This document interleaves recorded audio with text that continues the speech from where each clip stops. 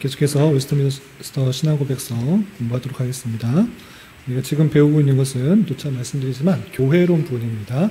순서를 알려드리는 것은 무엇이냐면 내가 지금 어디 부분을 배우고 있다라는 것들을 염두에 두면서 이해해야지 전체의 내용을 잘 이해할 수가 있는 것입니다. 그래서 지난 1권에서는 구원론까지 배웠습니다.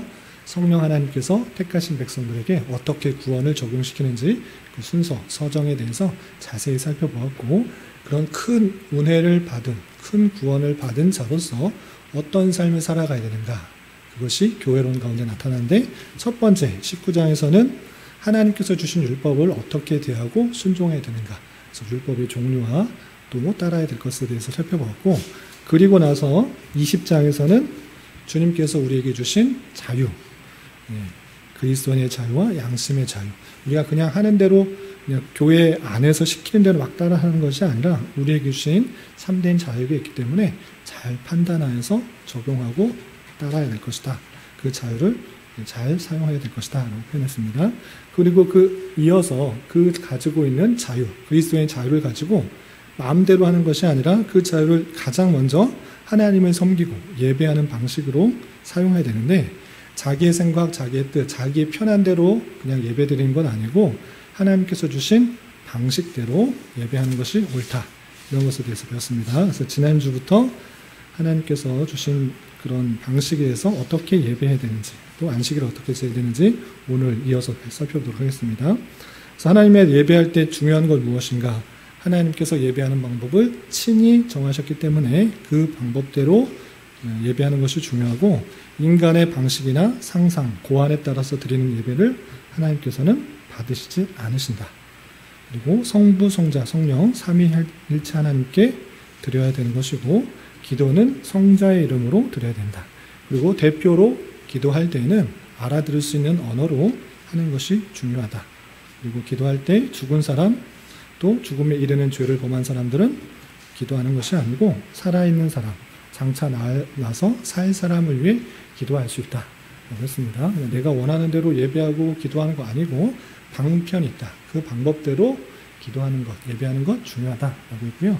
이어서 예배의 여러 가지 요소들이 어디서부터 나왔는지, 우리가 예배를 드릴 때 어떤 거에 근거해서 이렇게 예배를 드립니까? 라고 할 때 성경에 여러 가지 표현되어 있는 것만 가지고 우리가 예배를 드리는 것입니다. 그래서 예배에 어떤 형식들이 들어오게 됐는지 그 내용을 좀 살펴보겠습니다.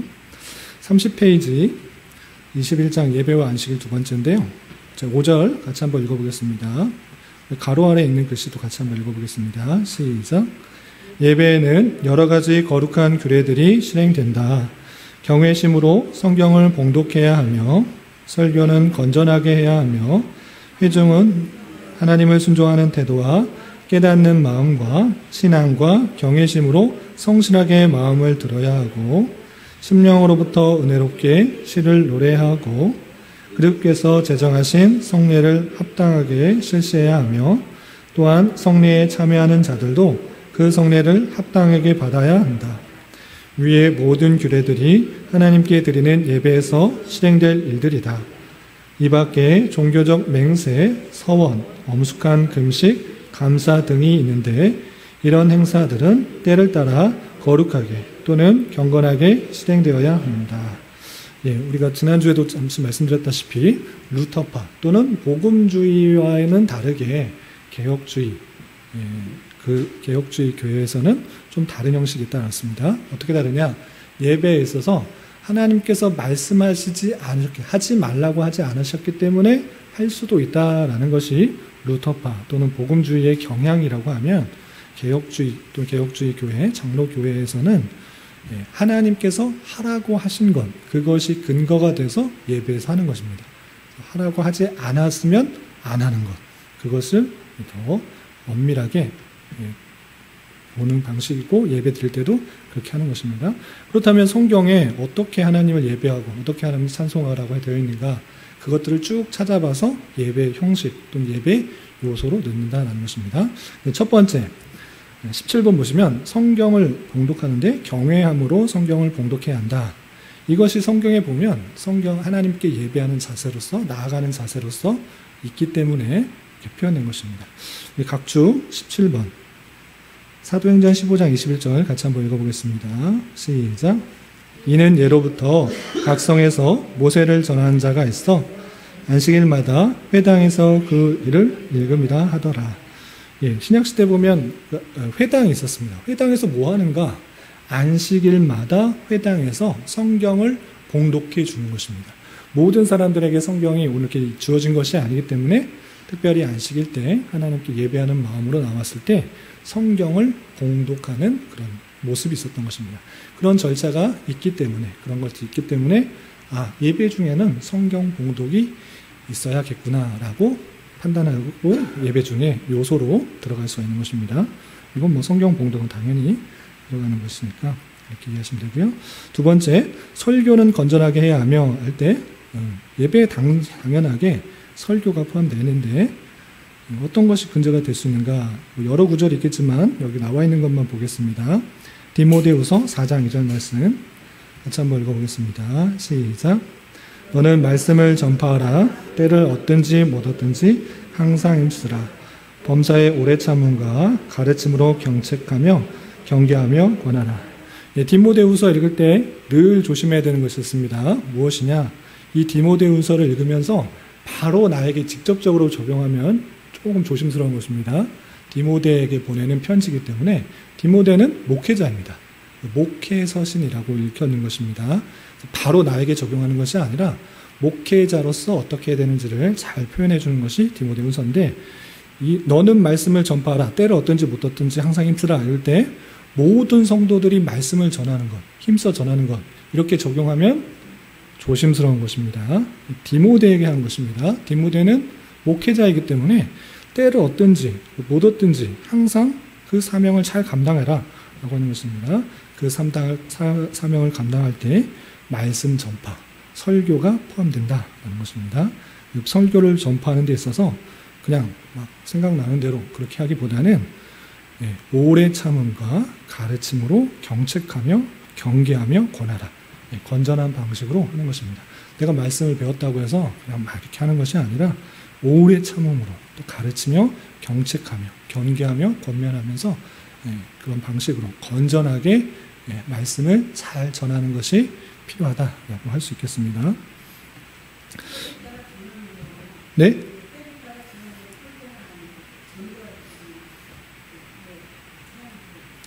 조심스러운 이 표현을 들고 곧바로 복음을 때를 얻든지 못 얻든지 전하라고 하는 것이 조심하다는 것입니다. 모든 성도들이 때를 얻든지 못 얻든지 전하라고 하면 여러분들이 그 말씀에 불순종하는 것입니다. 때를 얻든지 못 얻든지는 항상이라는 것입니다. 항상 여러분들이 일 안 하고 직장생활 안 하고 복음 전하고 있습니까? 안 하고 있지 않잖아요. 하나님께서는 그 사람에게 그 직업을 주신 것도 그 하나님의 소명인 것입니다.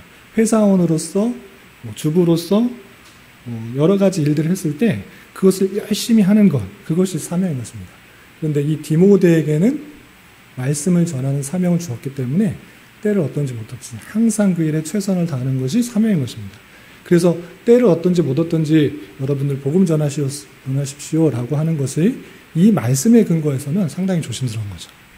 1차적으로 이것은 목회자가 때를 얻든지 못 얻든지 항상 말씀을 전하는데 힘쓰는 것입니다. 여러분들은 각자 맡은 거, 주부면 주부, 각자 보내주신 자리에서 열심히 일하는 것, 하나님의 뜻대로 그 일들을 다스려 나가는 것, 그것이 하나님께서 원하시는 것입니다. 그러할 때, 그러한 삶의 모습을 볼 때 주변 사람들에게 자연스럽게 하나님의 사랑과 또 이 땅에서의 삶이 전부가 아니라는 것을 삶의 모습으로 드러나게 되는 것입니다. 그럴 때 기회가 주어질 때 자연스럽게 예수 그리스도의 사랑을 전하고 천국 복음을 전할 수 있는 것이지, 그리고 이 말을 근거한다 그러면 그냥 하나님의 말씀을 그대로 적용한다 그러면 지금 여기에 있는 것이 아니라 지금 밖으로 나가서 모든 성도들은 지금 하고 있는 직업들 다 내려놓으시고 전도를 가십시오. 세계로 나가십시오. 이런 식이 되는 것이죠. 그래서 말씀을 읽을 때 항상 조심해서 적용하는 것입니다. 문맥을 파악해서 적용하라. 한 구절만 떼서 읽으면 위험할 수 있다라는 말씀들이 이 말씀에 적용되는 것입니다. 디모데후서 항상 디모데에게 전한 말이다. 이건 목회서신, 목회자에게 먼저 적용해야 될 것이고, 그렇게 목회자가 때를 얻든지 못 얻든지 말씀을 전할 수 있도록 도와주는 것은 여러분이 되어야 되는 것입니다. 목회자가 다른 일, 막 여러 가지 행정적인 일, 교회 청소, 뭐 하는 거, 다른 거, 혼자 다 하면 말씀을 때를 얻든지 못 얻든지 전할 수 있습니까? 못하니, 그런 일들은 자기가 할 수 있는 부분에서 여러 가지 성도들이 일을 나눠주고 섬기고, 목사는 그렇게 말씀을, 설교를, 복음을 전하는데 힘쓰는 것이 마땅하다. 이렇게 적용하는 것이 올바릅니다. 이해가 되시죠? 예. 그래서 성경의 한 부분을 바로바로 나에게 적용하면 대상착오가 될 수 있습니다. 특별히 구약 성경을 읽으면서도 바로 나에게 적용시키면 조심스러운 것입니다. 문맥 속에서 교훈하는 것이 무엇인지를 자꾸 파악하려고 하는 노력이 있어야 됩니다. 문맥에서 핵심적인 구절이 그 구절일 수는 있는데 아닐 수도 있다는 것입니다. 그래서 좀 조심스럽게 항상 문맥 속에서 교훈을 파악하자라고 말씀을 드린 것입니다. 네? 네.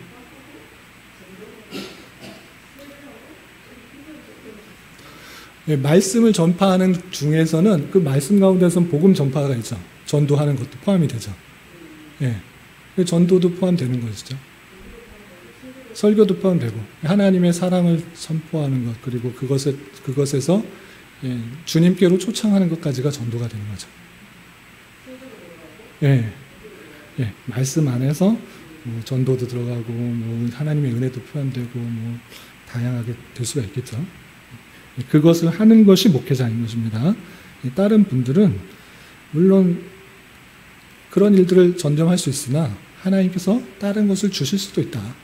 하나님께서 다른 뭐 악기 다룰 수 있는 뭐 음악의 달란트를 주셨으면 그걸로 하나님께 영광이 되고, 그것을 통해서 하나님의 뜻을 하나님께 예배하는 데 도움이 되고 하는 것을 할 수 있는 것입니다. 의사면 의사로서, 어떤 회사원이면 회사로서, 공장이면 공장으로서, 대표면 대표로서 그 곳에서 예수님께서라면 어떻게 하실 것인가, 그것을 잘 감당하는 것이 성도의 몫인 것입니다. 그러면서 그리스도의 사랑을 베푸는 것이고, 이 땅의 사람들처럼 더 많은 것들을 가지고 누리고 높아지려고 하는 그런 삶의 모습의 그런 자리가 아니라, 그런 거 없을지라도 공의를 행하고 정의롭게 행하고, 그런 거 세상 부와 명예 없을지라도 올바르게 살아가는 거. 난 천국 성도니까 천국에서 영원히 하나님과 살 것이라는 것을 알면서 어떤 어려움과 힘듦과 낙담되는 상황이 찾아올지라도 감사한 거, 기뻐하는 것, 이런 것을 통해서 나 또 연단시키시는구나, 훈련시키시는구나, 이걸 깨달은다고 하면 그것이 그 모습을 통해서 하나님에 대해서 알게 되고, 정말 믿는 사람들은 다르구나, 세상 사람들과는 다르구나, 이렇게 생각하면서 자연스럽게 그리스도의 사랑이, 그리스도의 은혜가 자연스럽게 전해지는 것이지, 나도 세상 사람들과 똑같이 살면서 돈 많이 벌려고, 또 명예 얻으려고 부정과 부패, 세상 사람이 하는 편법과 술법 다 써가면서 예수님 믿으세요, 예수님 믿으면 복 받습니다, 예수님 믿으면 구원 받으세요, 이렇게 해봤자 그 사람들이 다 보고 욕한다는 것입니다. 뒤에서 똑같으면서 그냥 너나 똑바로 믿으시라, 너나 똑바로 살아라, 그런 모습들 보고 싶지 않다. 그런 삶의 모습들이 드러나야지 그런 복음이 전파해지는 것이, 그냥 때를 얻든지 못 얻든지 뭐 복음을 전하라고 했으니까, 말씀을 전하라고 했으니까 무턱대고 내 삶은 전혀 온데간데 없이 그리스도의 모습은 드러나지도 않으면서 행하는 것, 아무런 영향력이 없고, 이 땅에 특별히 우리나라에 수많은 그리스도인이 있다고 말을 하지만 수많은 사람들로부터 손가락질 받으며 믿는 사람들이 뭐라고 하면서 하는 것들이 실제 우리 모습인 것을 정직하게 되돌아봐야 될 것입니다. 그런 거 다 주지 않는다고 해도 감사, 기뻐, 찬양하며 정의와 공의를 순종하면서 지키는 것, 기뻐하면서 지키는 것, 그런 모습들이 드러나야 되는 것입니다. 네, 많이 좀 샜는데 다시 돌아오겠습니다. 그 다음에 복음 전하는 것, 예배 중에 설교가 전해지는 것도 있고, 또 듣는 사람들은 어떻게 되느냐, 하나님을 순종하는 태도와 깨닫는 마음과 신앙과 경외의 심으로 성실하게 말씀을 들어야 된다. 오늘 오전에도 제가 말씀드렸습니다. 하나님의 말씀을 잘 선포하는 것 먼저 중요합니다. 내가 입 속에 뭐가 들어와야지만 좋은 말하고, 들어오지 않으면 막 이렇게 잘못된 설교를 하고 그러는 것 설교자로서는 해서는 안 되고 설교자가 하나님의 말씀을 건전하게 잘 전해야 하는 것이 먼저고 전해진다고 하면 여러분들은 그 경외심으로 성실하게 말씀을 들어야 되는 것입니다. 하나님께서 다른 방식으로 나에게 신비한 방식으로 음성을 들었다, 뭘 보았다 이런 방식으로 찾는 것이 아니라 설교자의 설교 말씀을 통해 그것이 잘 소개되고 전달되었을 때 경외심으로 성실함으로 말씀을 들어야 된다라는 것입니다. 그런 표현이 여러 군데 있겠지만 사도행전 10장 33절 같이 한번 읽어보겠습니다. 시작. 내가 곧 당신에게 사람을 보내었는데 오셨으니 잘하였나이다. 이제 우리는 주께서 당신에게 명하신 모든 것을 듣고자 하여 다 하나님 앞에 있나이다. 이게 어느 때인지 혹시 아시는 분 있으신가요? 사도행전 10장. 어떻게 그럴 것 같으세요? 전 잘 몰라가지고 찾아봤거든요. 이게 무슨 뜻인가 찾아봤는데 베드로가 고넬료를 청해가지고 하나님 말씀 들으려고 한 거예요. 어떻게 잘 아시네요. 역시 권사님은 성경을 잘 읽어서 저보다 훨씬 낫습니다. 고넬료가 베드로를 초청해서 베드로가 온 거예요. 베드로의 말씀을 들으려고 했잖아요. 베드로의 말씀을 들으려고 내가 앞에 있습니다 라고 할 때 표현을 보십시오. 뭐라고 했습니까? 하나님 앞에 있나이다. 베드로 이야기 들은 거지 하나님 앞에 있는 것입니까? 아니잖아요. 그런데 그 말씀을 듣는 자의 자세는 하나님 앞에 있구나라고 생각하고 있는 거예요. 베드로의 말이다 라고 생각하지 않고 하나님께서 베드로를 통해서 말씀하십니다. 그러니 나는 하나님 앞에 있습니다 라고 고백하는 거죠. 이게 설교 듣는 자의 자세라는 거죠. 그러니까 설교가 선포될 때 저 목사 무슨 얘기하나 전 사람의 말이다 라고 할 것이 아니라 하나님의 말씀으로 받는 자가 되어야 되는 것입니다. 그런데 이제 그 사이에 있어야 될 것은 제가 하나님의 말씀이 온전히 선포된다는 전제하에 제가 잘못 선포되면 분별해서 들어야 되는 것입니다. 설교자가 항상 하나님의 말씀을 올바로 전하는 것이 마땅하지만 그렇지 못하는 줄 알아 잘 분별하여서 그것이 맞다고 하면 정말 하나님의 말씀으로 경외함으로 받는 것이 예배자의 태도이다 라는 것입니다. 그리고 다음 20번 심령으로부터 은혜롭게 시를 노래하고 심령으로부터 은혜롭게 시를 노래한다. 이런 표현을 그냥 머리 좋은 사람이 지어낸 것이 아니고 성경에 있는 표현을 들어서 한 것인데 에베소서 5장 19절 말씀 같이 한번 읽어보겠습니다. 시작. 시와 찬송과 신령한 노래들로 서로 화답하며 너희의 마음으로 주께 노래하며 찬송하며. 여기서 5장의 내용은 성령 충만한 사람이 어떻게 행해야 되는지를 쭉 설명하는 중에 이 표현을 하고 있습니다. 성령을 충만하면 그냥 아무렇게나 막 다 하는 것이 아니라 이런 모습으로 드러나야 된다라는 것 중에 이 표현이 있었던 것입니다. 어떤 표현이냐? 시와 찬송과 신령한 노래들로 서로 화답하며 너희 마음으로 주님께 노래하며 찬송하다. 여기 시와 찬송과 신령한 노래들로 찬송하는 것들이 나옵니다. 이것들이 무엇인가 좀 구별하자면 앞에 시 나와 있는 것은 어떤 걸까요? 시편 찬송입니다. 시편 찬송. 구약 시대에 성도들이 시편 찬송을 부른 거예요. 찬송가로. 그 음은 알 수가 없지만 그 음은 여러 가지 이유로 인해서 그 음은 제대로 내려오지 않았지만 그 시 가사는 그대로 내려온 것입니다. 그래서 그 시 가사가 잘 전달될 수 있게 곡을 만드는 것, 그것은 이제 오늘날에 있어서 우리의 책임이고 잘 알지 못하기 때문에 선대가 잘 만들어 놓은 것들이 있다고 하면 그런 것들을 한번 도움을 받을 수가 있는 것입니다. 그래서 시와 찬송할 때 이 시는 시편의 찬송을 말하는 것이고 여기서 찬송은 구분하면 삼위 하나님께 영광 드리는 영광송인 것입니다. 삼위 하나님을 높이 부르는 그때 당시에 그 찬송이 있었던 것입니다. 그래서 시편 찬송과 삼위 하나님의 영광송들이 있었고 또 신령한 노래로 불렸다라고 할 때 세속적이지 않은 그런 노래들, 특별히 하나님의 말씀을 고백하고 찬송하는 구별된 노래들을 신령한 노래들을 이뤘던 것입니다. 시편 찬송, 삼위 하나님의 영광송, 또 성령의 영감에 의해 만들어진 세속적이 않은 노래들을 함께 부르면서 예배 가운데 나갔다. 이렇게 생각하면 좋을 것입니다. 그런 방식으로 하나님께 예배하는 게 좋겠다. 라는 것이고요. 그리고 21번 보시면 그리스도께서 제정하신 성례를 합당하게 실시해야 된다. 또한 성례에 참여하는 자들도 그 성례를 합당하게 받아야 한다. 했습니다. 그리스도께서 제정하신 성례가 무엇이 있습니까? 세례와 성찬 두 가지만 있습니다. 왜 이렇게 그리스도께서 제정하신 성례라고 표현했냐면 여러 번 말씀드리지만 중세시대 때 로마 가톨릭에서 7성례가 만들어졌습니다. 주님께서는 두 가지 성례에 대해서 말씀하셨는데 덧붙여서 태어날 때나 죽을 때나 또 결혼할 때나 또 성인이 되었을 때나 그것은 예식을 치러야 된다.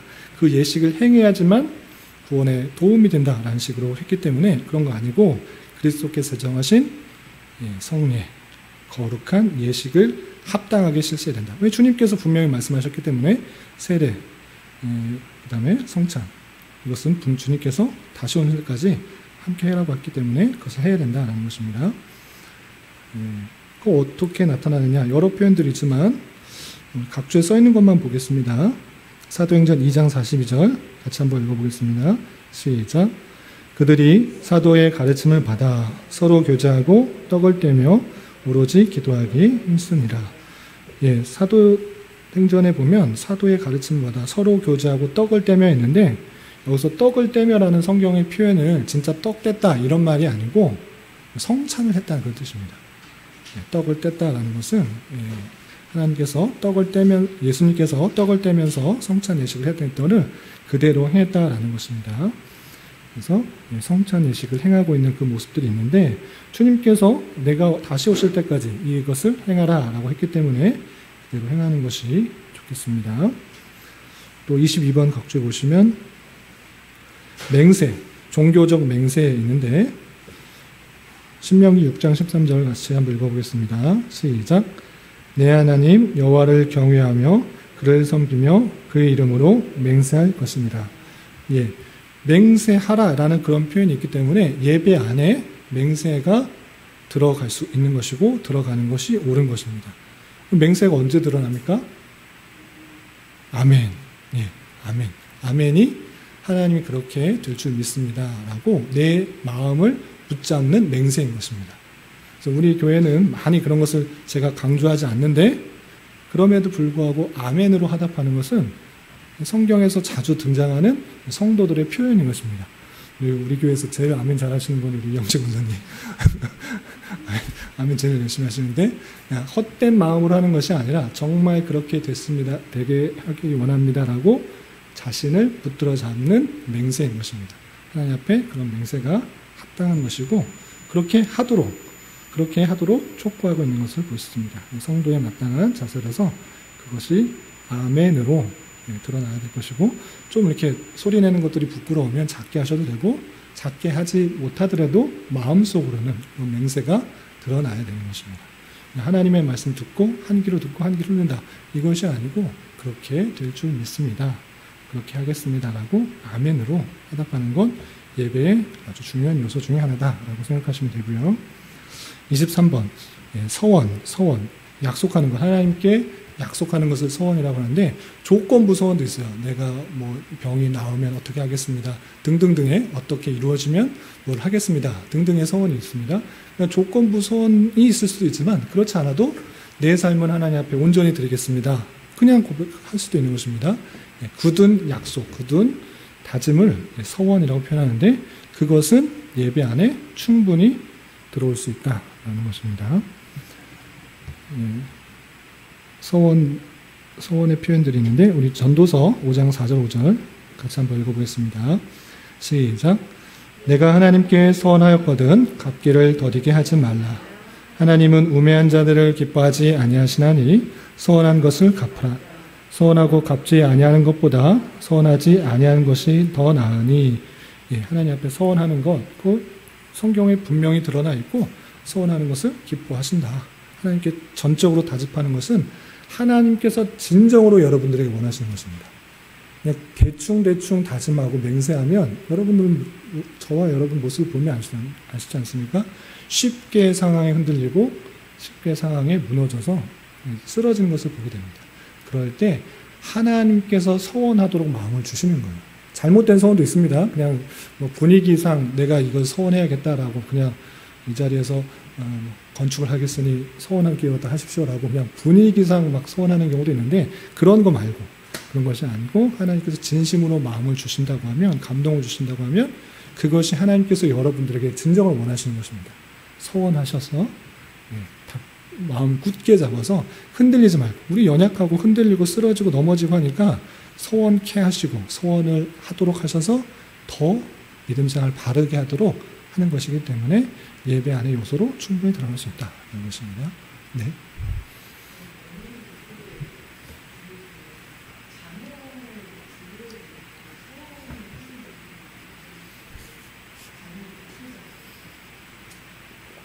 네. 아들을 낳으면 지금 목회자로 바치겠습니다라는 교육을 많이 하셨었죠. 네.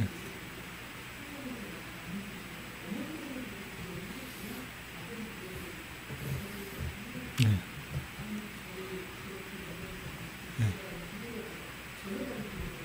네. 네. 네. 그래서 올바른 서원이 중요한 것입니다. 서원과 맹세는 다음 주에 아주 자세하게 나오니까 그것 때 배우도록 하고, 자녀에 대해서 함부로 이렇게 서원하기가 좀 조심스럽죠.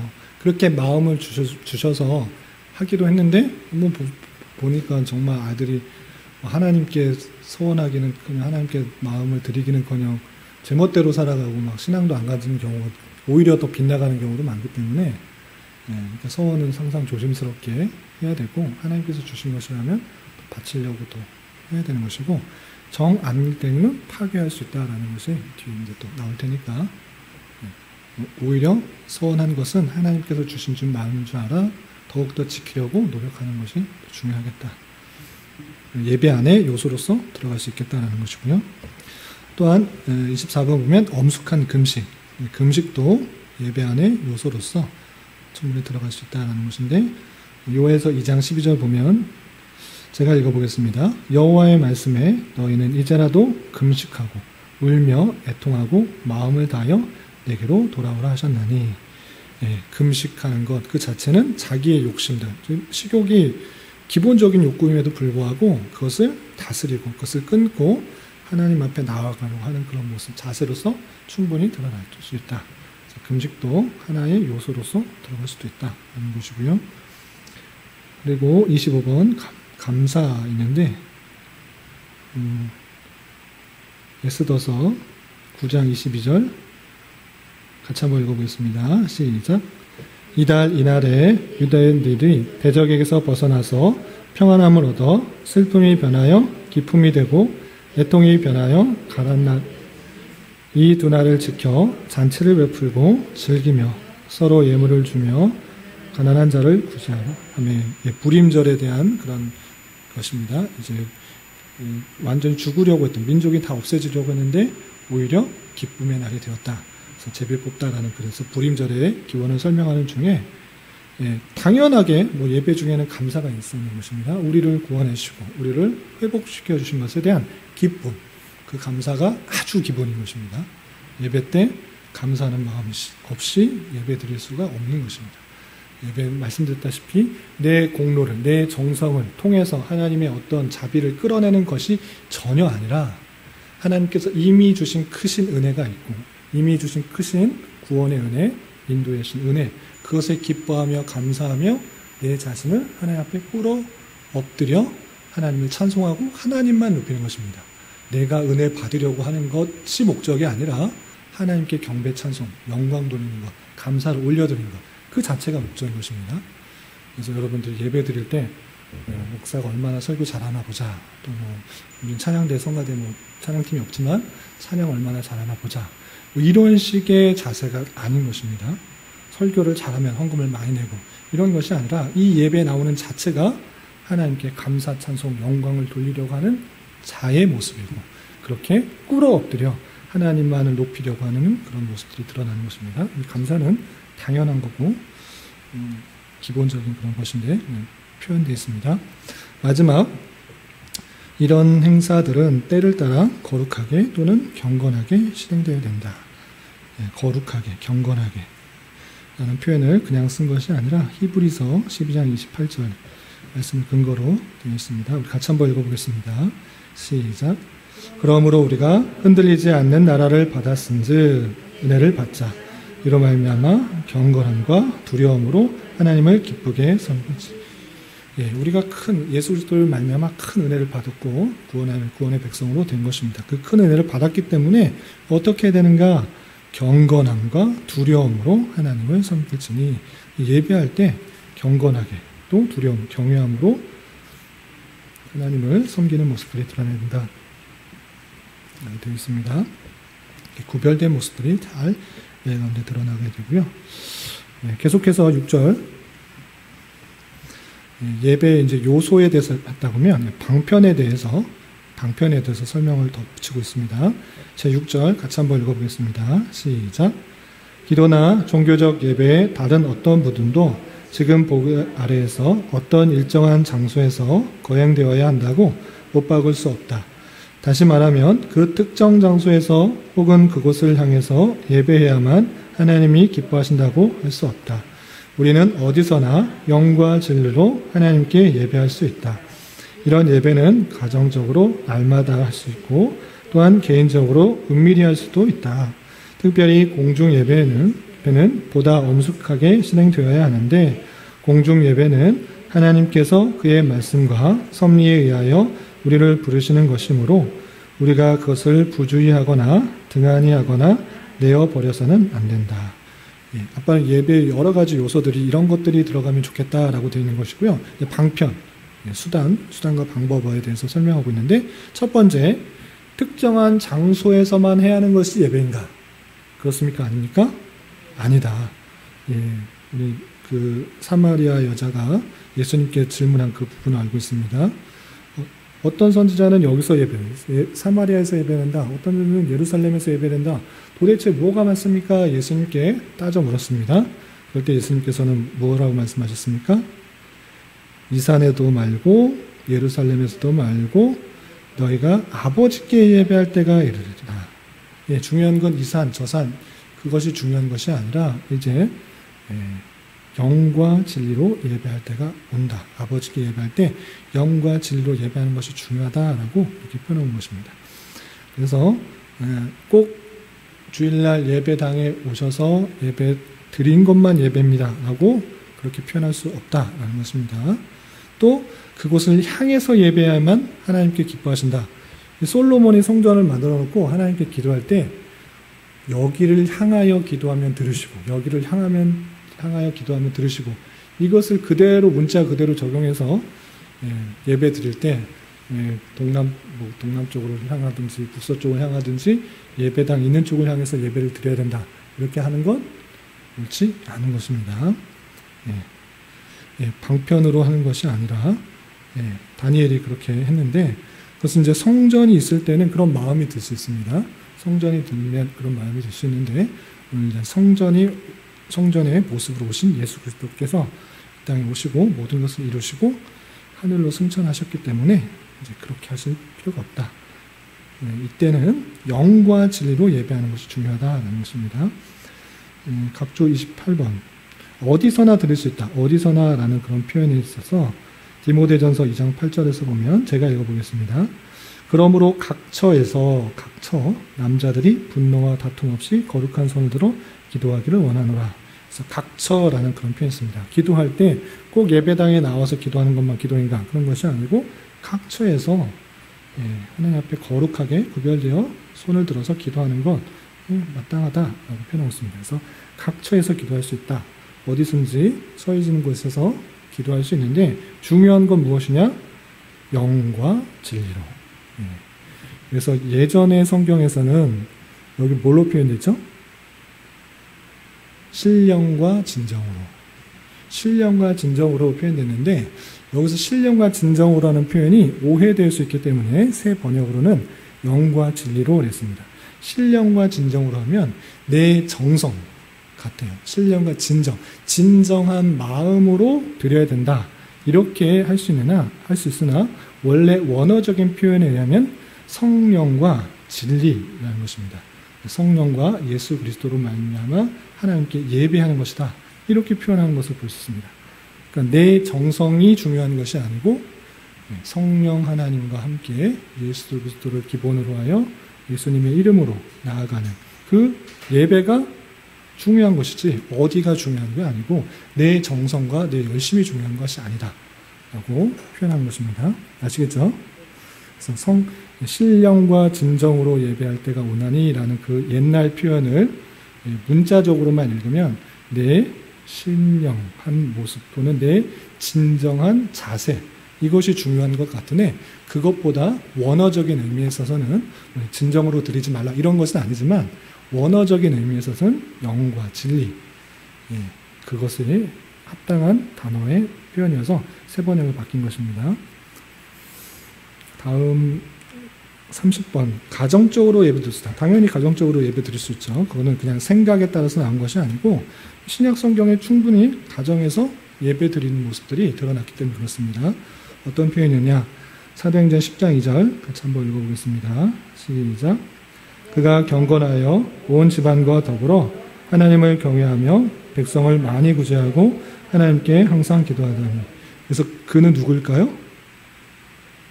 아까도 나왔듯이 고넬료. 고넬료 집안이 경건하여서 온 집안과 더불어 하나님을 경외하며 백성을 많이 구제했던 그런 사람이라고 보여주고 있는 것입니다. 온 집안과 더불어라고 할 때 이 온 집안이 함께 예배하며 경건한 모습 가운데 나아가고 있는 모습을 볼 수 있는 것입니다. 예배는 가정 안에서 꼭 그렇게 드리지 못한다 이런 것이 아니고 가정 안에서 충분히 하나님께 예배할 수 있고 찬송할 수 있고 말씀을 볼 수 있다라고 생각하시면 되겠습니다. 31번 각주가 없네요. 넘어가고 32번 개인적으로 은밀히 할 수 있다. 이 표현은 예수님께서 기도를 가르쳐 주시는 그 부분에서 마태복음 6장 6절 표현하고 있습니다. 기도를 할 때 어떻게 하라고 하셨는지 마태복음 6장 6절 같이 한번 읽어보겠습니다. 시작. 너는 기도할 때 내 골방에 들어가 문을 닫고 은밀한 중에 계신 내 아버지께 기도하라. 은밀한 중에 보시는 내 아버지께서 갚으시라. 은밀한 곳에서도 할 수 있다. 지금 지금 공산주의나 또는 이슬람권에서 예배할 때 떳떳이 내고 예배하는 것을 하면 당연히 붙들려하고 핍박하고 순교를 당할 수 있는데 나는 떳떳하게 해야 된다라고 하는 건 아닙니다. 그렇게 상황에 따라서는 은밀한 중에서도 기도할 수가 있고 예배할 수도 있고 찬송할 수도 있는 것입니다. 그런 곳에 하나님께서 아니 계신 곳이 아니고 충분히 그곳에서도 기도를 들으시고 예배를 받으시고 높임을 받으시는 것입니다. 이렇게 예배할 수가 있다. 이해하시면 되고요. 33번 그의 말씀과 섭리하여 부르는 것이므로 그것을 부주의하거나 등한히 하거나 내버려서는 안 된다. 예배를 드리는 데 있어서 여러 가지 방법을 아는데 내 마음대로 드릴 수 있는 것인가? 은밀한 곳에서 가정적으로 할 수 있으니까 내 마음대로 드릴 수 있겠다라고 할 수 있는데 그렇게 등한히 하지 말고 또 모임을 폐하려고 하는 그런 모습들을 하지 말아야 된다. 라는 표현이 히브리서 10장 25절에 이런 표현으로 등장하고 있습니다. 히브리서 10장 25절 같이 한번 읽어보겠습니다. 시작. 모이기를 폐하는 어떤 사람들의 습관과 같이 하지 말고 오직 권하여 그날이 가까이 오음을 볼수록 더욱 그리하자. 그날이 가까이 오면 올수록 어떻게 된다는 것입니까? 모이기를 폐하는 사람들이 늘어난다. 그렇기 때문에 그렇게 하지 말고 더욱더 모이기를 힘쓰라라는 것입니다. 지금 코로나 시대에 더 잘 아시겠지만 집안에서 온라인으로 예배 드리면 아주 편안하고 쉽고 좋습니다. 그러나 그 예배 드리는 자체가 물론 중요하지만 그 자체로 그치는 것이 아니라 성도로서 교회를 이루어 함께 교제하고 나누고 서로 나누는 가운데 서로 달란트를 가지고 섬기는 가운데 주님께서 거하실 만한 처소로 이렇게 부르신 것입니다. 함께 지어져가는 모습으로 교회가 있어야 된다라고 할 때 어쩔 수 없는 상황 속에서는 그렇게 드리는 것 그런 것을 어쩔 수 없이 용납하는 정도이지 그렇게 장려해서는 안 된다는 것입니다. 그렇게 쉽게 예배 드리다 보면 자세 또한 무너지게 되고 처음에는 이렇게 잘 차려입고 경건한 마음으로 성경책 놓고 함께 찬송하며 예배 드리다가 나중에는 이제 집중하기가 쉽지가 않고 또 복장에서나 여러 가지거나 혼란한 것들 때문에 진정한 예배가 되기가 쉽지 않다. 그래서 모이기를 계속적으로 피하는 그런 모습들이 있는데 그렇게 하지 말고 더욱더 권하여서 함께 나오고 함께 예배하고 함께 교제하고 나누는 가운데 주님의 교회가 온전히 설 수 있다는 것을 기억하면서 앞으로는 이제 온라인 시대가 될 테니까 언택트 시대가 되어서 각자에서 예배 드리십시오. 저는 여기서만 설교하겠습니다. 이런 것은 옳지 않다. 내 마음대로 그렇게 하는 것이 아니라 엄숙하게 실행하고 등한히해서는 안 되겠다. 예배를 소중히 잘 생각하며 나아가야겠다. 생각하시면 되겠습니다. 아시겠죠? 다음 이어서 7절 보겠습니다. 7절은 그 예배를 그러면 언제 드려야 되는가? 그것이 자연스럽게 안식일로 넘어가게 되고 안식일이 주는 의미가 무엇인지 7절과 8절 이렇게 표현되고 있습니다. 계속해서 살펴보겠습니다. 7절 함께 읽어보겠습니다. 시작. 하나님께 드릴 예배를 위하여 적당한 분량의 시간을 구별해 두는 것은 자연 법칙에 합당한 일이라고 할 수 있는데 그처럼 하나님께서 그의 말씀에서 적극적이고 도덕적인 영구한 명령으로 요구하신 것이 있으니 곧 모든 시대의 인류로 하여금 이래 중 한 날을 하나님을 위하여 거룩히 지키도록 하신 것이다. 이 안식일이 창세 이후 그리스도의 부활까지는 이래 중 마지막 날이었으나 그의 부활 이후부터는 이래 중 첫날로 바뀌었다. 이 날을 주일이라고 하며 이 날은 그리스도의 교회의 안식일로서 세상 끝날까지 계속 지켜져야 합니다. 예배에 대해서 요소와 방편에 대해서 수단에 대해서 배웠는데 그러면 그것이 어떻게 드러내야 되는가? 물론 매일의 삶 속에서 가정에서 또 은밀하게 드릴 수 있으나 전체가 함께 모일 수 있도록 하나님께서 지정해 주신 날이 있다는 것입니다. 그것이 일회 중의 마지막 날 안식일이었는데 예수 그리스도의 부활 이후로는 첫날로 바뀌었다. 그날을 주일이다 라고 표현한 것이고 그 주일은 세상 끝날까지 지켜야 된다는 것입니다. 각주를 두 개만 찾아보겠습니다. 출애굽기 20장 8절 함께 봉독합니다. 시작. 안식일을 기억하여 거룩하게 지키라. 안식일을 기억하여 거룩하게 지키라 라는 것은 아무것도 하지 마라 이런 것이 아니고 하나님의 창조 질서, 통치 질서 가운데 온전히 일하지 않을지라도 먹고 살 수 있고 또한 하나님의 은혜를 충만히 받으며 살아갈 수 있다는 것들을 생각할 수 있도록 주신 규례인 것입니다. 그래서 온전히 하나님만을 예배할 수 있도록 거룩하게 구별하여서 지키도록 한 것입니다. 그런데 어떻게 이것이 안식일에서 주일로 바뀌었는가? 35장 읽고 제가 구체적으로 한번 설명하겠습니다. 사도행전 20장 7절 함께 봉독합니다. 시작. 그 주간의 첫날에 우리가 떡을 떼려 하여 모였더니 바울이 이튿날 떠나고자 하여 그들에게 강론할새 말을 밤중까지 계속하며 그 주간의 첫날 그 주간의 첫날 언제입니까? 첫 번째 날이니까 일요일인 것입니다. 일요일 날 떡을 떼려 모였다. 여기서 또 떡을 뗀다는 것은 성찬식을 한 것입니다. 성찬식도 하고 강론할새 말씀을 전파하는 그 예배의 모습들이 그 주간의 첫날에 신약시대 초대교회에 드러나고 있는 것입니다. 이때부터 주일이 계속적으로 지켜져서 오늘날까지 지켜진다는 것인데 여기는 그냥 간단하게만 설명했는데 제가 좀 자세하게 설명해 드릴 테니까 집중해서 잘 들으시기 바랍니다. 몇 번 설명해야 되는데 다 아시겠나요? 왜 안식일에서 주일로 바뀌는지? 잘 모르시겠나요? 잘 모르시겠어요? 다시 한번 설명해 드리니까 몇 번 설명했는데 또 물어보시지 마시고 잘 정리하시기 바랍니다. 모르시면 오늘 지금 다시 물으시고 확실히 정리하시기 바랍니다. 주님께서 안식일을 주셨습니다. 언제입니까? 안식일을 거룩히 지키라라는 것은 주님께서 창조하시고 6일 동안 창조하시고 일곱째 날 쉬셨기 때문에 그것을 기념하여서 너희들도 쉬라 이렇게 말씀하셨습니다. 이게 토요일, 1부터 시작하면 일, 월, 화, 수, 목, 금, 토. 토요일에서 토요일 날 쉬는 것입니다. 그런데 이 토요일 날 쉬는 것이 무슨 의미인지 모르면 계속 안식일을 지켜야 된다 말하는 것입니다. 성경에 분명히 안식일 지키라고 그랬고 7번째 날 쉬었으니까 너희들도 쉬어라 라고 했기 때문에 안식일 지켜야 되는 거 아니냐. 예수님께서 주일을 지키라는 말도 안 하셨는데 왜 안식을 지키지 않고 주일로 지키냐라고 말하는 것입니다. 그 안식일의 의미를 모르면 계속적으로 그 얘기가 나올 수밖에 없고, 제7일 안식교도 마찬가지고 안상홍 증인회, 하나님의 교회도 마찬가지로 토요일 안식일을 지켜야 된다 말을 합니다. 말씀드리니까 잘 정리하시기 바랍니다.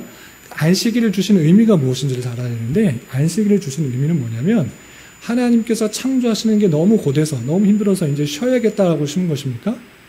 아니죠.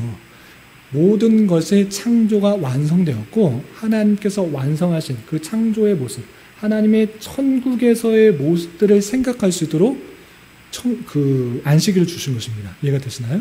힘드셔서 신 것이 아니라 모든 것이 이제 완성되었기 때문에 하나님의 나라의 완성의 모습들로 일하지 않아도 하나님의 은혜 가운데 살아갈 수 있도록 생각할 수 있는 것이 안식일인 것입니다. 여기까지 이해가 되시나요? 예, 그렇다면 그 참된 창조의 완성이고 천국에서의 완성된 모습들, 우리가 열심히 일해야지만 새벽부터 나가서 밤 10시까지 열심히 땀 흘려서 노력해야지만 먹고 살 수 있고 또 그것에 의해서 살아가는 것이 아니라 일하지 않아도 하나님의 은혜 가운데 충분히 살 수 있다는 것을 어떻게 이루어지게 되는 것입니까? 그것은 예수 그리스도로만이 완성되는 것입니다. 왜냐하면 그 아담의 죄로 말미암아 우리가 땀을 흘려야지만 일을 할 수밖에 없었고 열심히 노동을 해야지만 먹을 수가 있게 되는 그런 죄 가운데 있었던 것입니다. 그래서 이 창조의 궁극적인 완성된 그 안식일의 모습은 천국에서의 모습을 생각할 수 있도록 한 것이고, 이 천국이 어떻게 완성되느냐라고 해서는 예수님께서 죽으시고 돌아가신 것으로 끝나는 게 아닌 것입니다. 예수님께서 십자가에 달려 돌아가신 것은 내가 죄가 사해진 것이고, 그리고 끝나는 것이 아니라 주님께서 부활하심으로 말미암아 내 죄가 사해지고 주님과 같이 부활되어서 주님과 같은 천국에서의 모습을 가지고 영원한 천국에서 삶을 살아갈 수 있는 것입니다. 그러니까 예수님께서 십자가에 달려 돌아가시고 그냥 살아나지 않으시면, 부활하지 않으시면 그냥 죄만 없어진 것이지 완성되지 않은 것입니다. 이해가 되시죠? 그래서 잠자는 자의 첫 열매로서의 부활의 모습이 꼭 있어야 됐던 것입니다.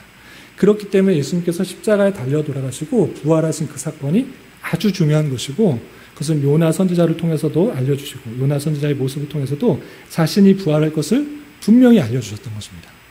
그래서 우리의 천국의 완성된 모습은 예수님께서 십자가에 달려 돌아가신 그 사건은 끝나는 것이 아니라 부활하신 사건이 더 중요한 것입니다. 예수님께서 말씀하시기를 내가 율법을 펴는 것이 아니라 완성시키려 왔다. 특별히 안식일의 모습을 보면서 완성시키려고 했다는 것은 부활하심으로 말미암아 그 모든 천국에서의 삶의 모습들을 완성시키기 오신 것입니다. 그래서 부활 후 첫날, 안식 후 첫날 부활하신 것이 아주 중요하다는 것을 초대교회 성도들이 알았던 것입니다. 그래서 안식 후 첫날 특별히 사람들을 모아서 주님께서 부활하셨다. 주님께서 부활하셨다. 이것들을 계속적으로 선포해서 모든 율법들이 완성되었고, 안식일을 지키는 것이 중요한 것이 아니라 안식일 때 아무것도 안 하고 가만히 있는 것이 중요한 것이 아니라 그 안식일을 통해서 보여주려고 했던 예수님의 그 부활 사건으로 천국이 완성되었다는 것을 알려주는 것이 중요했던 것입니다. 그래서 구약의 많은 율법들 중에 특별히 안식일 갖고 왈가왈부했던 그런 바리새인들과 서기관들과 여러 율법주의자들에게 경고를 내린 것입니다. 그 아무 생각 없이 아무 일도 안 하고 몇 걸음 가는 것, 또 수저를 드느냐 마느냐, 도구를 쓰냐 마느냐, 그거 자꾸 낱낱하게 그거 만들어 놓는 게 중요한 게 아니고, 예수님께서 부활하심으로 말미암아 천국에서의 그 영원한 삶을 이루었다는 것이 중요했다는 것을 이 예수님의 제자들과 예수님의 부활을 목격한 사람들이 깨닫고 전파하기 시작한 것입니다. 그래서 안식 후 첫날 떡을 떼며 밤새 강론하며 그 은혜들을 선포하기 시작했던 것이죠. 그래서 율법적으로 안식일을 7번 토요일 날을 지키는 게 중요한 것이 아니라 그것을 완성하신 주님께 주님께서 부활하신 날을 계속적으로 기념하는 것을 더 중요하게 생각했던 것입니다.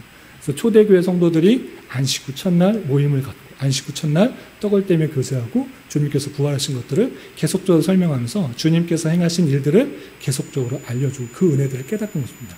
그래서 예수 그리스도를 십자가의 사건과 부활 사건들을 기념하면서 안식 후 첫날 예배하는 일들을 행했던 것이죠.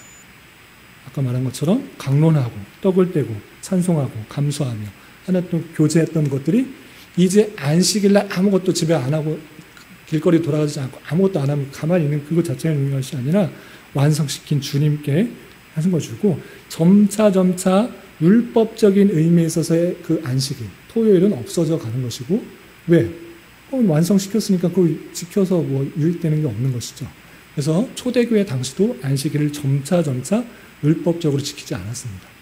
율법의 멍에를 메고 있는 너희들 다 내려놔라. 내가 너희 쉬게 하겠다. 예수님께서 그 모든 율법을 완성시키신 거죠. 그래서 뭐 제사를 드리거나 절기를 지키거나 율례를 행하거나 신약시대는 할 필요가 있다 없다? 없다. 예수님께서 다 완성시키신 거예요. 그러니까 제사는 안 지키면서 안식일은 지킨다? 말이 안 되는 거예요. 예수님의 사건들을 잘 이해하지 못하는 것이죠. 그래서 안식일의 의미가 예수 그리스도의 부활 사건으로 온전히 이루어져서 우리는 그 안식 후 첫날인 주일 그 날을 기념하여서 더욱더 그 기쁨, 죄사함의 기쁨, 천국 백성원의 기쁨을 감축하면서 모여서 기도하고 찬송하고 나아가는 것이죠.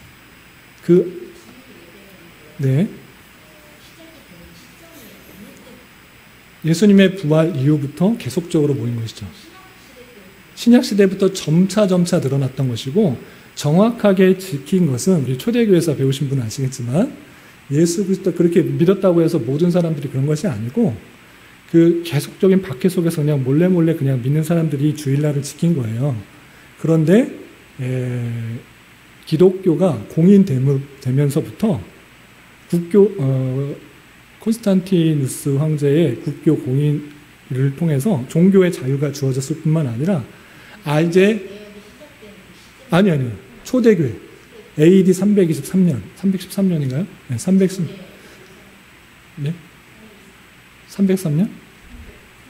313년 그 공인하면서 핍박하지 않고 이제 자유를 주겠다라고 할 뿐만 아니라 이제 주일을 그러니까 첫날을 아예 쉬는 날로 정했어요. 국경일로 쳤어요. 그때는 이제 쉬는 날이 아니었고 이제 첫날을 쉬도록 했어요. 종교의 아주 자유를 보장한 거죠. 법적으로.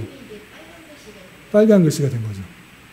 정확하게 이제 로마 왕이 쉬겠다라고 했기 때문에 그냥 종교 알아서 자유하라 이 정도가 아니라 법적으로 이제 정해준 거예요.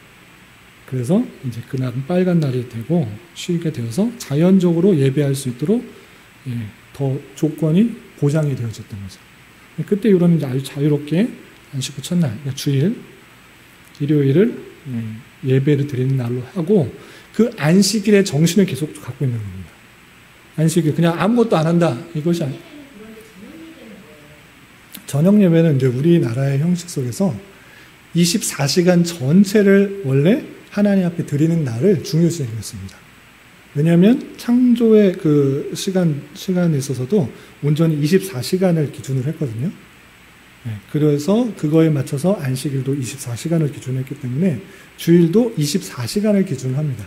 그런데 이제 우리의 연약함 가운데 오전에만 예배 드리면 뭐 서방은 둘째 치고 서방은 그렇게 안 하지만 우리의 마음 가운데 오전에만 예배 드리고 오후에는 너무 잘못된 경우 너무 세상적으로 쉬고 쉬우니 오전 말고 우리의 열심과 우리 그 민족의 특수성 때문에 저녁에도 또 예배 드리고 중간에도 뭐 이렇게 청소년부 뭐 주일학교 모여서 활동하고 이렇게 하도록 했던 것이죠.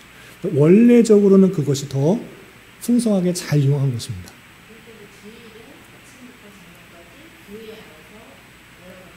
교회 안에서라는 말은 아니고, 교회 여기 좀 이따 설명하겠지만 여기 뒤에 또 있겠지만 교회 당 안에서만 있는 것이 아니고 천국에서의 모습을 시행할 수 있는 그런 방편으로서.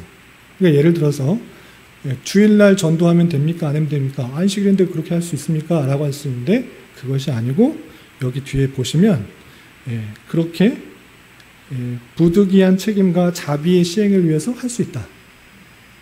전도하는 일 또는 어려운 형편에 있는 성도가 못 나왔는데 그들을 살피는 것, 신방하는 일 또는 뭐 여러 가지 찾아봐야 되는 일들 그런 것들은 할 수 있다. 주일날 할 수 있다는 거예요. 뭐 못하느냐? 뒤에 나오겠지만 세상 사업, 오락, 그 다음에 말과 행위를 중단하라. 그러니까 세상적인 것들을 중단하라. 온전히 천국에서의 삶을 생각할 수 있는, 천국에서의 모습을 생각할 수 있는 그런 것들 위주로 우리가 훈련하고 연습하고 체험하는 것이 주일이 되어야 된다. 이렇게 표현하는 것이죠. 그래서 세상적인 사업들, 나 빨리 예배 끝나고 가서 이제 사업적인 것들 해야 된다. 그러려면 세상 사업 더 잘 되려면 아예 주일 오전 예배부터 나오지 마시고 세상 일 하시라, 장사하시라, 사업하시라. 그러면 더 잘 될 수 있다. 당연한 건 아닙니까? 가게 하는데 주일날 음식 장사하는데 어느 음식 주일날 음식 파는 거 얼마나 돈이 주일 장사, 주말 장사가 많겠습니까? 그런 마음들 접어두고 온전하게 하나님께 예배하고 찬양하고 나아가는 그 모습들을 갖고 살 때 하나님께서 내가 걱정하지 않아도 근심하지 않아도 채워주시고 또 입혀주시고 적당한 것으로 주시는지를 깨닫는 수단을 한 것입니다. 오히려 내 노력, 내 열심 이런 것보다 하나님의 주권과 하나님의 역사하심들을 잘 깨닫기 위해서 오히려 그런 것을 금하는 것이 성도들에게 더 유익이 될 수 있다는 것을 기억할 수 있는 것입니다. 온전히 신뢰하지 못할 때는 또 못하죠. 빨리 나가서 예배 빨리 끝나고 가서 장사하고 사업하고 만나고 세상적인 표현은 그렇지만 그런 일들을 많이 하면 좋겠지만 하나님께서 그런 것을 기뻐하지 않으신다. 주일 한 날은 24시간 그 한 날은 온전히 천국에서 있어야 될 그런 모형들로 성도들과 교제하며 하나님께 예배하고 찬양하고 하나님만을 높이며 또 함께 있는 성도들을 되돌아보는 일들 또 자비를 베푸는 일들 어쩔 수 없는 책임들을 해야 되는 일들은 어쩔 수 없이 또 해야 된다. 이렇게 표현하고 있는 것을 볼 수 있습니다. 8절까지 그냥 자연스럽게 이어지는데 그냥 넘어가겠습니다. 8절 제가 8절 같이 한번 읽어보겠습니다. 시작. 하나님의 백성은 주님을 위하여 안식일을 거룩히 지켜야 하는데 그들의 마음을 준비하고 주일을 거룩히 지키는 데 지장이 없도록 일반적 사업을 미리 정돈해 놓고 세상 사업과 오락에 관한 말과 생각과 행위를 일체 중단하고 안식할 것이며 그날의 모든 시간은 공예배와 사적 예배를 위하여 그리고 부득이한 책임과 자비 시행을 위하여 사용해야 합니다. 그러니까 자연스럽게 이어졌는데 주일을 온전히 지키기 위해서 더욱더 준비를 해야 되는 것입니다. 그러니까 세상 일들을 위해서 오늘 쉬는 날이 아니고 세상에 월요일부터 토요일까지 열심히 일하기 위해서 오늘 좀 쉬겠다. 쉬는 중에 예배 잠깐 참여하겠다. 이런 마음이 아니고 온전히 주일을 지키기 위해서 세상의 사업들을 정리하고 또 붙드는 것을 해야 되는 것입니다. 그러니까 중점이 주일이 되고 또 각각에 맡겨진 사회적인 일들은 그것이 부수적이 되어야 된다는 것입니다. 그래서 중점적인 일들을 하기 위해서 나머지 사업을 정리해놓고 정돈해놓고 특별히 세상 사업과 오락에 관한 말과 생각, 행위들을 중단하고 하나님과의 그런 밀접한 교제 가운데 천국에서의 모습들을 준비하며 훈련하는 그런 날들을 훈련하는 것. 그것이 물론 매일의 삶 속에서 예배하고 하는 것이지만 특별히 주일을 통해서 안식일이라는 그 정신을 통하여서 드러날 수 있도록 해야 된다.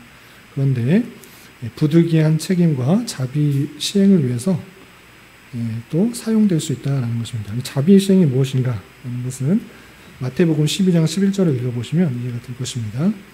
마태복음 12장 11절 함께 봉독합니다. 시작. 예수께서 이르시되 너희 중에 어떤 사람이 양 한 마리가 있어 안식일에 구덩이에 빠졌으면 끌어내지 않겠느냐. 양 한 마리가 있는데 구덩이에 빠졌다. 근데 놔두면 그냥 죽게 되죠. 시름시름 앓다가 죽게 되는데 안식일이라고 해서 그것을 구해놓지 않겠느냐. 사람의 생명을 살리는 것 그것이 얼마나 중요하다. 그렇기 때문에 그 안식일에 있어서는 사람을 살리고 또 성도들 격리하고 올바로 사용하는 데 있어서 또 실족한 성도들을 신방하거나 또 돕는 격려하는 일들을 힘쓸 수가 있다는 것입니다. 부득이한 책임 같은 경우는 예를 들면은 무슨 소방 공무원 같은 경우는 이제 경찰서나 소방공무원, 국가공무원, 군인들 등등등의 여러 기관들에 일하는 사람은 어쩔 수 없이 그 일들을 뺄 수가 없잖아요. 일요일은 그냥 전쟁 안 한다. 이거 우리 마음인데 우리가 그렇게 하고 싶은데 적들은 그렇게 생각할 수 없고 일요일날 주일날에는 불이 안 났으면 좋겠는데 그런 것도 아니고 어쩔 수 없이 교대로 이렇게 할 때는 그렇게 부득이하게 책임을 져서 그렇게 하는 경우도 있다. 그런데 그런 사람들은 그런 자리에서 신우회나 그들의 모임 가운데 또 하나님을 찬송하고 예배하는 분들 마음들을 갖고 어쩔 수 없이 주일날은 정말 해야 되는 일들에 집중한다 하면 어쩔 수 없이 월요일이나 토요일이나 수요일날 예배를 다른 식으로 드릴 수 있는 방편을 찾아서 그 정신들을 계속적으로 유지할 수가 있겠다. 이렇게 이해하시면 되겠습니다. 이해되셨죠? 예. 그러면 이해를 위한 질문 같이 한번 풀어보겠습니다. 1번, 예배 시 성경 봉독과 설교는 어떻게 해야 합니까? 성경 봉독은 경외심으로 해야 된다. 두려워하는 마음으로 성경을 읽어야 된다. 그리고 지난번에 한 번도 설명했는데 성경 봉독을 왜 제가 합니까? 라고 했을 때 성경 설명했던 거 기억나시나요? 예배에는 상향적 요소와 하향적 요소가 있습니다. 상향적 요소는 하나님 앞에 올려드리는 것. 하향적 요소는 하나님께서 우리에게 내려주신 것. 예배에는 두 가지 요소가 있습니다. 상향적인 것은 무엇이냐라고 할 때 우리가 찬송하는 것, 기도하는 것. 이것은 하나님께 상달되는 그런 모습입니다. 이해가 되시나요? 그래서 찬송하는 것, 하나님께 기도하는 것, 그것은 상향적인 그런 모습들이 있는 것입니다. 하향적인 것은 무엇이냐라고 할 때 하나님의 은혜, 하나님의 말씀, 하나님의 설교가 선포되는 것, 이건 하향적인 요소입니다. 그래서 성경 봉독은 그러면 상향적인 것인가 하향적인가라고 할 때 상향 쪽에 좀 가깝습니다. 하나님께서 말씀을 선포하시는 것으로 이해하기 때문에 전체가 하기보다는 대표자에 의해서 또는 설교자에 의해서 성경 말씀이 읽혀지면서 하나님의 말씀이 전달되는 방식으로 하곤 하는 것입니다. 성경 봉독이요. 그래서 대표자가 읽는 경우가 많고 그럼에도 불구하고 그냥 같이 읽을 수도 있고 또 함께 교독으로 읽을 수도 할 수는 있습니다. 그런데 조금 더 원리적인 의미에서 가깝게 하기 위해서 성경 봉독은 대표자에 의해서 하나님의 말씀이 선포되는 그런 말씀으로 받기 위해서 하향적인 요소를 대표자에서 읽게 된다. 그렇다고 해서 다른 교회에서는 교독하는 교회도 많은데요. 합독하는 교회도 많은데요. 새벽 기도에는 합독하기도 하는데 그렇게 하지만 원리적인 의미에서 드러나기 위해서 성경 봉독, 주일 예배는 하나님의 말씀이 선포되어지는 그런 말씀으로 듣게 하기 위해서 대표적으로 제가 읽는 것입니다. 하향적 요소에 가깝습니다. 근데 기도회나 성경 공부할 때는 함께 읽어도 상관없죠. 하나님 말씀을 같이 읽고 생각해 보자는 그런 의미고 집중하자라는 의미이기 때문에 교독하거나 합독하는 것도 크게 문제될 건 없겠습니다. 그리고 설교는 이제 설교자에게 해당되는 것인데 건전하게 해야 된다. 건전하게 해야 된다. 내 생각 그냥 막 이렇게 말하는 그거 건전한 것이 아닙니다. 그냥 자기 생각, 설교자의 생각을 전하는 것이기 때문에 항상 설교자는 교리에 근거해서 설명해야 됩니다. 교리는 그냥 어떤 교리를 그냥 설명하자는 그런 것이 아니고 성경의 전체 내용에서 벗어나지 않게 해야 된다는 것입니다. 성경의 전체 내용과 상관없이 그냥 한다고 하면 그 부분의 특징들을 말했다가 다른 부분하고 이게 충돌될 수가 있는 것입니다. 그러면 어떨 때는 이렇게 말했다가 어떨 때는 목사님이 이렇게 말하고 어떨 때는 이렇게 말하고 혼란스럽게 되는 것입니다. 그런 것들을 피하기 위해서 내 생각, 내 느낌, 내 감정을 말하는 것이 아니라 교리 근거하여서 성경 전체의 내용에 근거하여서 벗어나지 않도록 설교는 되어진 것입니다. 그래서 교리 설교를 교리에 대해서 여러분들이 잘 이해해야 될 것이고 교리에서 맞지 않는다고 하면 따져 물어야 되는 것입니다. 그냥 귀를 목사에게 또는 설교자에게 그냥 무턱대고 맡겨놓고 그냥 무조건 믿고 믿으십시오. 아멘. 이것이 아니고 맞는지 틀리는지를 여러분들이 분별해야 되는 것입니다. 제가 말씀을 전했을 때 틀렸는지 맞았는지 고민해야 돼요. 고민하지 않으면 제가 뭐 항상 옳은 말을만 하는 것이 아니고 틀리게 전할 수도 있고 실수할 수도 있고 그렇기 때문에 그 분간하는 몫은 여러분들에게 담겨 있는 것입니다. 그래서 여러분들이 부지런히 성경을 읽고 또 교리의 내용을 점검하지 않으면 중세시대에 우매한 성도들이 되기 쉽습니다. 중세시대 어땠습니까? 성경 읽지 마십시오. 성경 읽지 말고 내가 말하는 대로 그냥 하십시오. 그렇겠습니다. 성경 읽지 마시고 파악하지 마시고 그냥 주교가 사제가 시키는 대로 그냥 하십시오. 그것이 구원받는 길입니다. 그러면서 잘못된 길로 계속 달지 않았습니까? 오늘날에 있어서도 여러분들이 신앙을 게을리하고 말씀 읽는 것을 게을리하고 성경 공부, 신앙 고백서, 교리 공부 게을리한다고 하면 중세시대하고 다르지 않습니다. 그냥 목사가 그냥 말하는 대로 그냥 따라한다. 판단도 하지 않고 그냥 따라한다. 쉬운 것 같아 보이지만 잘못될 수 있는 지름길이다.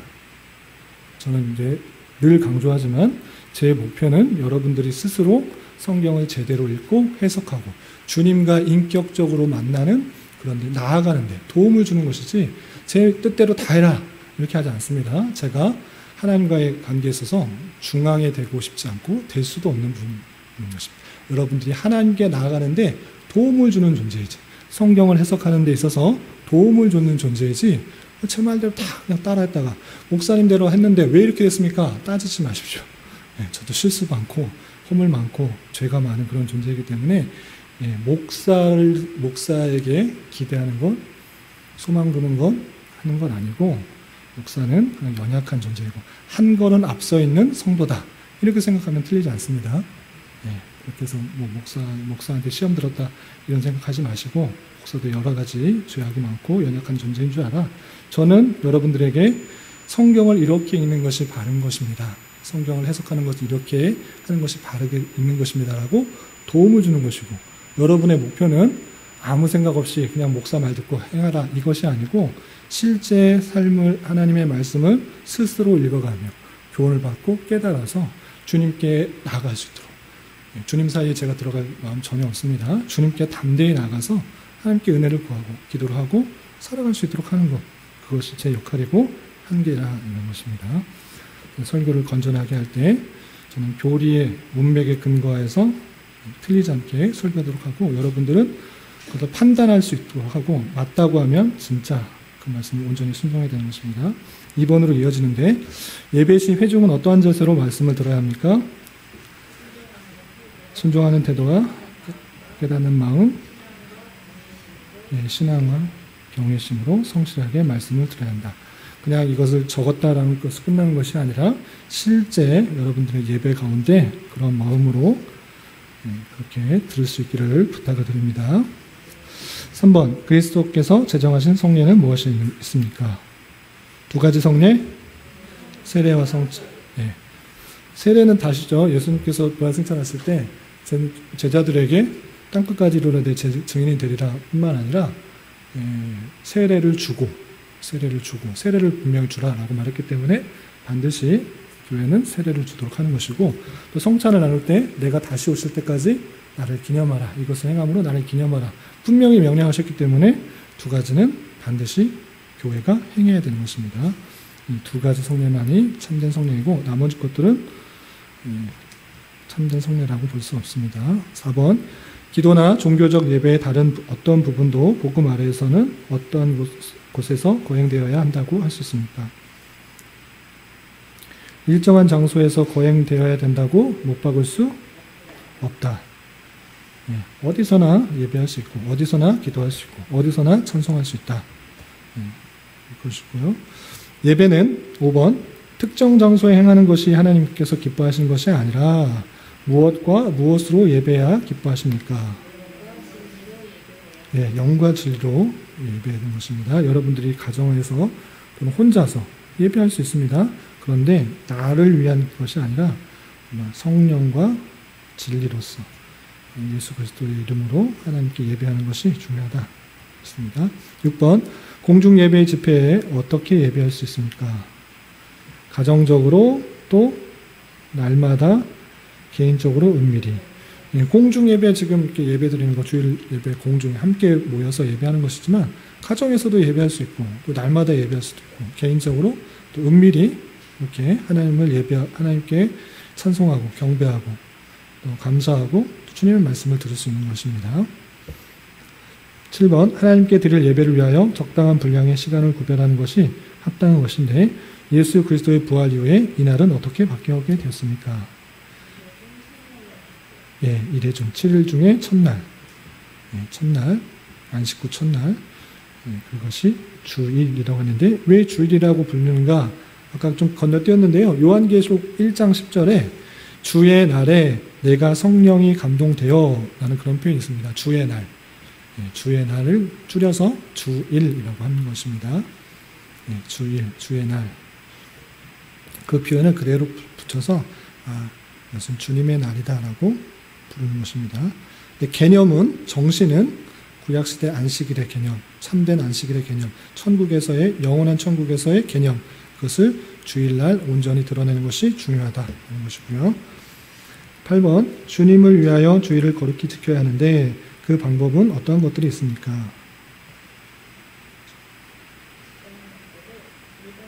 사업을 미리 정돈해 놓고 세상 사업과 오락에 관한 말과 생각과 행위를 일체 중단하고 안식해야 된다. 예, 이런 방식으로 주일을 잘 지켜야 될 것입니다. 예전에는 특별히 고심교단에서 엄밀하게 지키는 그런 교단에서 무엇을 하면 안 된다, 뭐 상행위를 하면 안 된다, 무엇을 사는 것도 안 되고 또 뭐 대중교통 수단을 이용해서도 안 되고 등등등 엄밀하게 막 지키려고 하는 노력들이 있었습니다. 하지 마라, 하지 마라, 하지 마라 이렇게 행하는 것을 금지하기보다는 천국의 모형들, 성도들의 교제와 성도를 살피는 것과 예배하고 하나님께 나아가는데 할 수 있는 것들을 적극적으로 좀 하면 좋겠다. 예. 뭐 가까운 데서 사는 사람들은 뭐 대중교통 수단을 타고 오지 못하게 하면 뭐 못하기 때문에 그렇게 하기보다는 어떤 것을 하지 않는 방식으로 그것을 규례로 정해놓기보다는 참된 천국의 모습을 또 성도들의 교제를 예배를 잘 할 수 있는 방식으로 정신들을 할 수 있도록 하면 좋겠다라는 것입니다. 더욱 힘쓰게 좋겠다. 그렇다고 또 상행위를 막 하라 이런 것이 아니고 미리미리 준비할 수 있는 것은 미리미리 준비하면 좋죠. 주일날 막 분주하게 뭐 사오고 이렇게 하면 성도 간의 교제와 또 예배하는데 방해가 될 수 있으니 할 수 있는 것은 미리미리 다 준비해놓고 토요일날 뭐 예배에 필요한 것들 다 준비해놓고 성도들 간에 교제하고 또 성도 간에 나오고 하는 것에 집중할 수 있도록 더 신경 쓰면 좋겠다. 그런 것에 더 집중하면 그 주일의 의미들을 더 잘 살릴 수 있겠다 생각이 듭니다. 혹시 질문 있으시면 질문하시고 없으시면 마치겠습니다. 네. 네.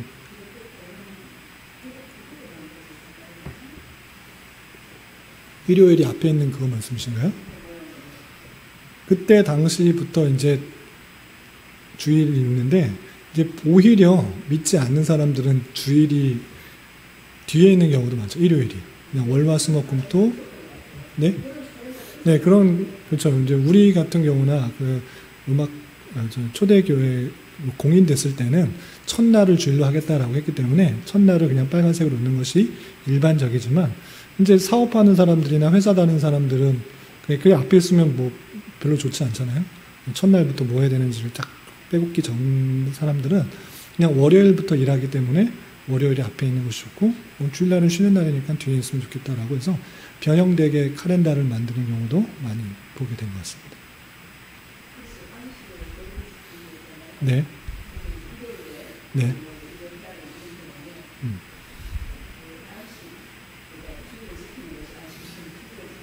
네.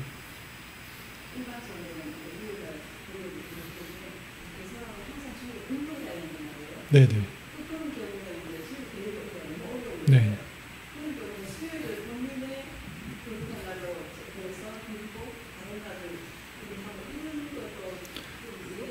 되는데 아까도 말씀드렸다시피 소방공무원이나 경찰공무원이나 군인공무원이나 등등의 직업의 특수성 때문에 뭐 일요일도 일하는 경우가 있는데 그런 경우에는 그렇게 할 수 있는데, 그렇지 않고 그냥 타협하는 경우도 있어요. 꼭 그렇지 않고 그냥 사람하고 바꾸면 충분히 할 수 있는데, 충분히 봐주는데, 아이, 나는 그냥 일요일 하고 수요일 쓸래. 이렇게, 예. 그쵸. 이제 그런 특수성이 있는 그런 직업군들은 어쩔 수 없죠. 그런 거는 어쩔 수 없이 자기 바꿀 수 있는, 예, 저도 이제 군인 의무 복무를 했기 때문에 주일날 근무를 쓸 수밖에 없었을 때가 있었거든요. 근데 저는 이제 말했죠. 한 번 나 평일날 근무 쓸 테니까 바꿔달라. 예, 군인이었을 때. 예, 나 이게, 저는 이제 장교로 근무를 했기 때문에, 그 주일날도 그냥 순번에 따라서 이제 근무를 써야 되는데, 나 다른 한 번 더 쓸 테니까 나 바꿔달라. 그래서 충분히 고려될 수 있는 상황이어서 바꿔서 이제 예배를 드렸는데, 그렇게 고려될 손해를 감수하고 그렇게 할 수 있음에도 불구하고 그냥 똑같이 그냥 별 상관없이 난 편한 대로 그냥 수요일날 그냥 예배 드리는 데 가서 예배 드리면 했다. 그러면 그 정신이 살아나는 건 아니죠. 정신이 살아나는 건 아니고 그냥 그 모습 속에서 손해를 감수하고라도 나는 주님께 온전히 예배하고 성도들과 교제하며 뭐 여러 가지 것들을 함께 나누겠다. 나는 정신이 들어있으면 좋은데 그냥 내 편의대로 그냥 순번에 따라서 주일 됐네 어쩔 수 없다. 그냥 뭐 오늘은 빠지고 수요일이나 뭐 금요일이나 편한 날 가서 예배 드리보지. 이것은 아니다. 바꿀 수 없는 경우에는 그렇게 할 수 있는데 뭐 그 간호사도 마찬가지로 뭐 3교대 뭐 2교대 하는데 뭐 나 편하자고 사람들 뭐 주일날 쉬고 싶은데 할 수는 없는 건데 바꿀 수 없는 경우는 어쩔 수 없는데 바꿀 수 있음에도 불구하고 손해를 감수하고 바꿀 수 있음에도 불구하고 그렇지 않고 하는 것은 자기 신앙에 아마 찔림이 있을 거라 생각해요.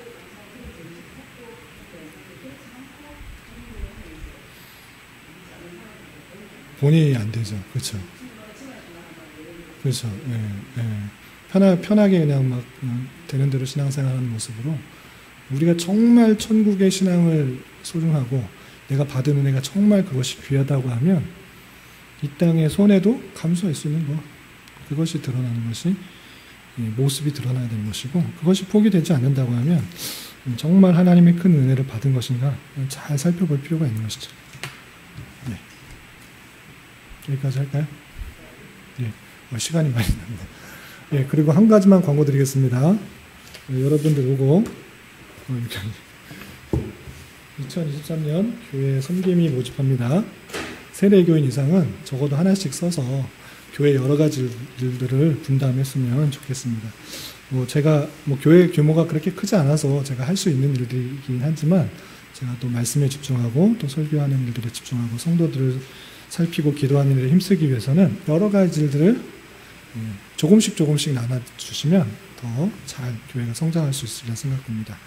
그래서 그런 것을 통해서 우리 교회가 잘 성장하고 더 성숙해지려면 당연하게 여러분들의 크고 작은 일들의 섬김을 통해서 우리 교회가 굳건해지고 체계가 잡히고 크게 성장할 수 있는 것입니다. 목사 혼자가 북치고 장치고 알아서 다 한다. 이렇게 된 교회는 별로 좋은 교회가 아니고 크게 성장할 수가 없습니다. 여러분들의 신앙의 성장을 위해서도 크고 작은 일들을 기쁜 마음으로 잘 섬겨주시기를 부탁드립니다.